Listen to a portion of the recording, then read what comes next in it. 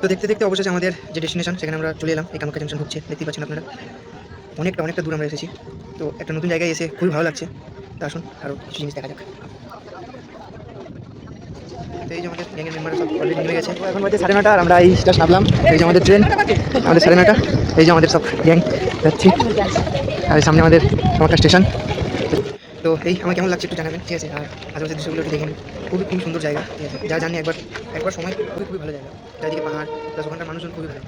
এই জিনিসটা তো এই গাড়িগুলো যেগুলো বলে, তো আপনারা পারলে ওখানে বার্গেনিং করবেন, কারণ বার্গেনিং করলে তবে ওরা কমাবে, কারণ নতুন লোক দেখলে ওরা যেরকম খুশি দাম চায়। তো আমরা 400 টাকার মধ্যে অনেক বার্গেনিং করার পর তারপরে গেছিলাম। তো আমাদের এখন ডেস্টিনেশন ওই পাহাড়ের উপরে।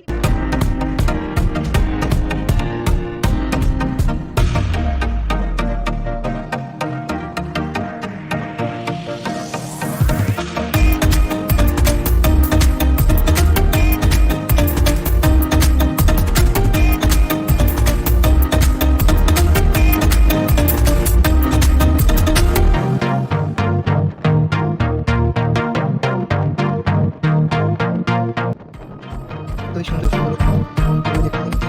তো অবশেষে চলে এলাম আমাদের হোটেলের উপর থেকে। ঠিক দৃশ্যটা দেখে যাওয়া হচ্ছিল।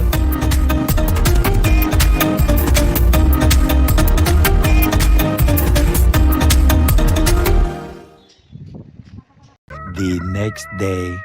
তো বন্ধুরা সকাল সকাল দাঁড়িয়ে পুজো দেওয়ার উদ্দেশ্যে। তো তার আগে আমাদেরকে টোকন কালেক্ট করতে হবে, কারণ ওখানে টোকন ছাড়া প্রবেশ নিষেধ। আর একটা জিনিস এখানে ভালো লাগলো যে যার টোকন তার ফটো এবং তার নাম থাকবে। এর ফলে সুবিধা হবে কি, যে তোমার টোকন তুমি নিয়ে ঢুকতে পারবে, এছাড়া অন্য কেউ ঢুকতে পারবে না।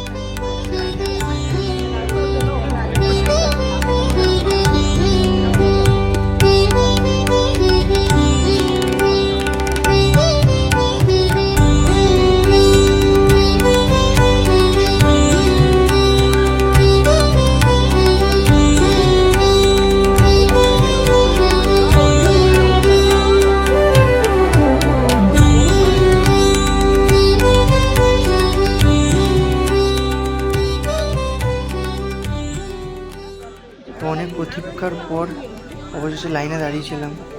প্রায় 2-3 ঘন্টা ধরে লাইনে দাঁড়ানোর পরে অবশেষে আমরা পুজো দিতে পেরেছিলাম। যেহেতু ভেতরে ভিডিও করা অ্যালাউ ছিল না, তো তার জন্য আমি দেখাতে পারলাম।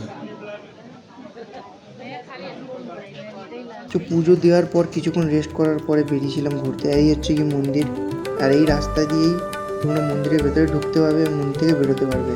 আর আশেপাশে যা দোকান দেখতে পাচ্ছ, এই দোকান থেকে চাইলে তোমরা বাড়ির জন্য জিনিস কিনতে পারো, এবং এখান থেকে পুজোর যে ডালা হয় সেটাও তোমরা কিনতে পারো। এই যে দোকানগুলো দেখতে পাচ্ছ, এই দোকানগুলোতে তোমরা বিভিন্ন ধরনের জিনিস পেয়ে যাবে, যেমন বাচ্চাদের খেলনা থেকে শুরু করে কাউকে যদি কোনো কিছু গিফট করতে যাও সেই জিনিসগুলো, ফুল মালা এবং পুজোতে যে ডালা হয় সেটাও পাবে তোমরা। তোমরা পারলে পুরো জায়গাটা ভালো করে ঘুরে দেখবে, তারপরে কেনাকাটা করো, কারণ অনেক কিছু মিস হয়ে যেতে পারে। তো এই হচ্ছে গিয়ে মন্দিরটা দেখুন খুবই সুন্দর। পুজো দেওয়ার সময় সেইভাবে ভিডিও করতে পারিনি, কারণ প্রচুর লাইন ছিল। তো পুজো দেওয়ার পরে পুরো মন্দিরটা ঘুরে দেখলাম ভালো করে, যেহেতু মন্দিরের ভেতরে ভিডিও করা যেত না, এবং মন্দিরের বাইরে তোমরা ভিডিও করতে পারো, ফটো তুলতে পারবে, সব কিছু করতে পারবে, কিন্তু পুজো দেওয়ার যে জায়গা আছে সেখানে তোমরা ফোন অ্যালাউ নেই। তো দেখো মন্দিরটা কতটা সুন্দর।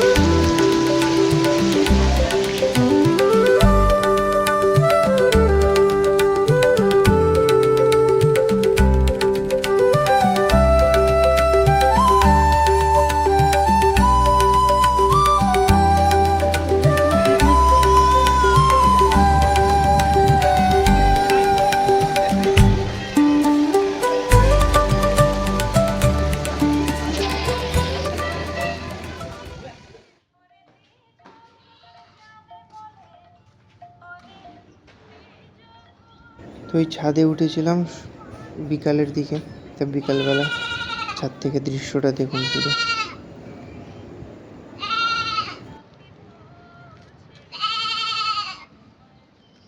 সকালটা যতটা সুন্দর ছিল, রাতটা তার থেকেও দ্বিগুণ সুন্দর লাগছিল।